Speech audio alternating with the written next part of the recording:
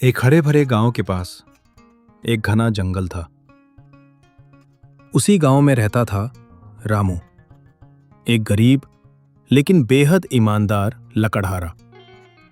रामू के पास ज्यादा धन नहीं था, लेकिन उसके दिल में सच्चाई और मेहनत भरी हुई थी। हर सुबह वो अपनी कुल्हाड़ी कंधे पर रखता और जंगल की ओर निकल जाता। दिन भर की मेहनत और शाम को थोड़ी सी कमाई, इसी से चलता था उसका जीवन। एक दिन रामू नदी के किनारे एक बड़ा पेड़ काट रहा था।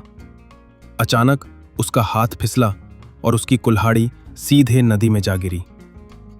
रामू घबरा गया, उसकी आंखों में आंसू आ गए। अब मैं क्या करूं? क्योंकि वही कुल्हाड़ी उसकी रोजी रोटी थी। तभी नदी का पानी हिलने लगा और वहां से प्रकट हुआ एक दिव्य देवदूत।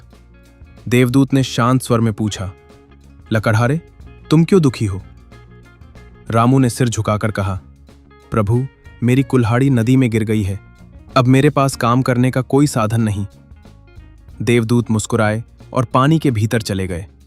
कुछ ही देर में वे बाहर आए, सोने की चमचमाती कुल्हाड़ी के साथ। क्या ये तुम्हारी कुल्हाड़ी है? देवदूत ने पूछा। रामू ने बिना झिझक कहा, नहीं प्रभु, ये मेरी नहीं है। देवदूत फिर नदी में गए और इस बार चांदी की कुल्हाड़ी लेकर आए। रामू ने फिर वही जवाब दिया, ये भी मेरी नहीं है। अंत में देवदूत लोहे की पुरानी कुल्हाड़ी लेकर आए। रामू के चेहरे पर मुस्कान फैल गई। हाँ प्रभु, यही मेरी कुल्हाड़ी है। रामू की ईमानदारी देखकर देवदूत बहुत प्रसन्न हुए। उन्होंने कहा, तुमने सच का साथ दिया है, इसलिए ये इनाम तुम्हारा है। और ये कहकर देवदूत ने रामू को तीनों कुल्हाड़ियां सौंप दी।